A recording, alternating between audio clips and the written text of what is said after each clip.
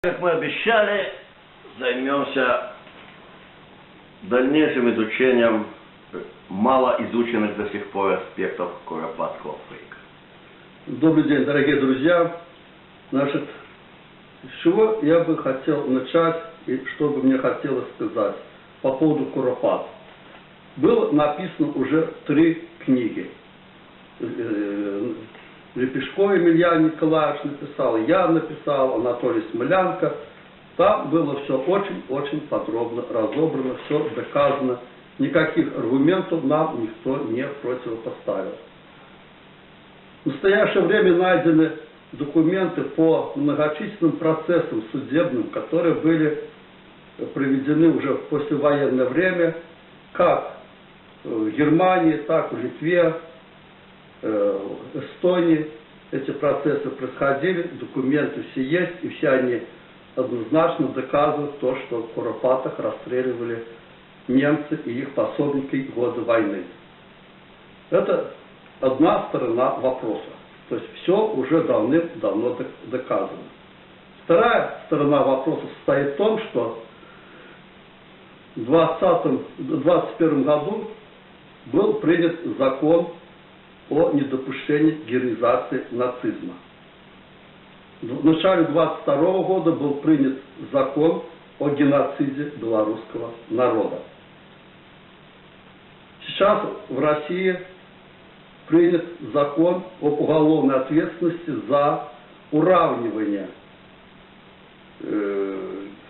жертв геноцида и сталинских репрессий. Так называемых. Да, ну, не так, были репрессии, тут никуда не денешься, но... Да, но причем тут да. Сталин? Сталин 30 лет возглавлял советское государство. Ну, против ежовских репрессий, но там именно... Периоды репрессий. Да. Так вот, приняты вот этих 3 закона. У нас и в России. Ну, а теперь смотрим, что у нас получается. Все куропаты у нас обставлены камнями, на которых написано «Ахвяры политичных репрессий 37-41 года». Памятник, который там устанавливается, носит такую же информационную нагрузку, что это памятник всем жертвам и геноцида белорусского народа, и сталинским репрессиям. Александр Степанович, может тут мы заострим. Значит, там именно написано по 41 год. Да, а дальше открыли еще худшее окно Авертона.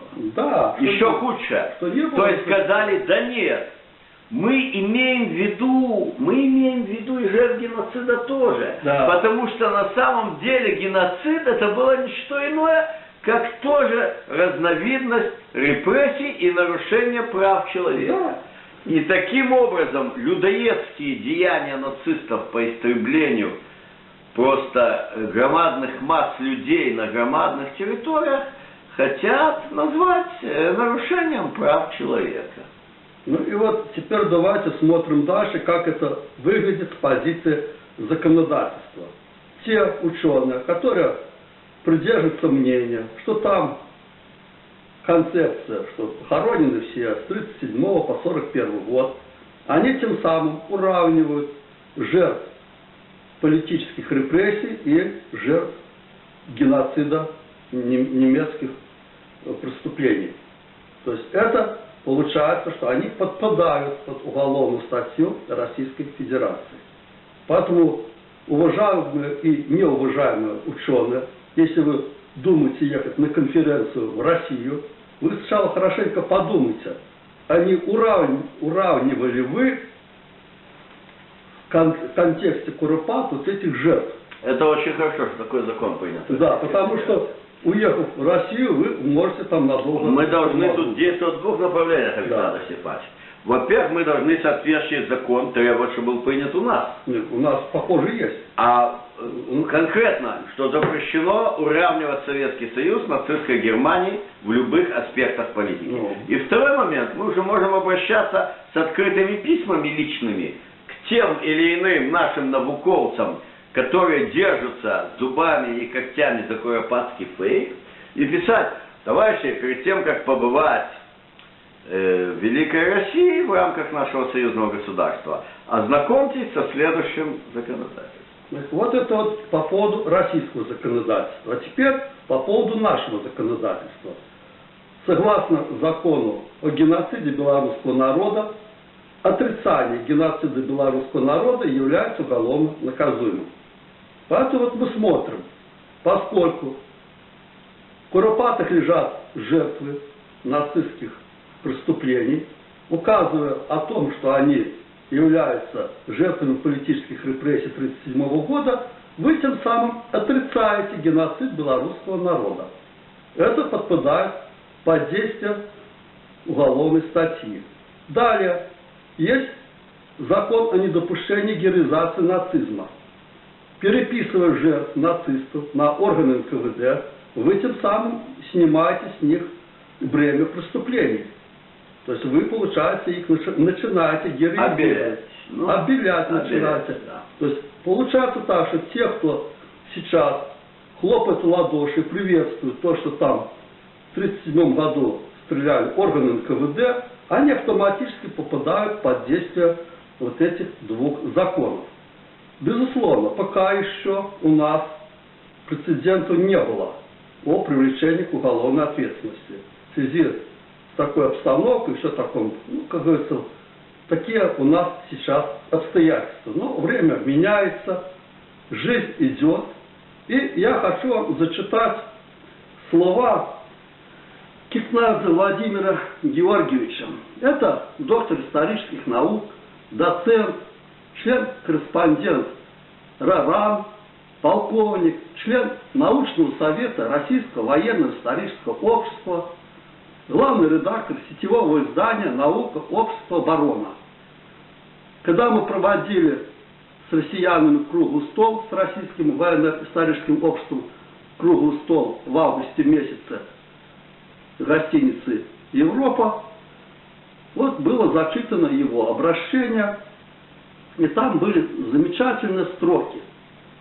Я цитирую. «Даже общедоступные, открытые сведения, документы и материалы со всей ясностью и убедительностью свидетельствуют, что Куропаты, Катынь, пакт Молотова-Риббентропа – это элементы целенаправленной, осознанной деятельности коллективного Запада при поддержке коллаборационистов сегодняшнего дня по разрушению СССР, крупнейшей геополитической катастрофы XX века.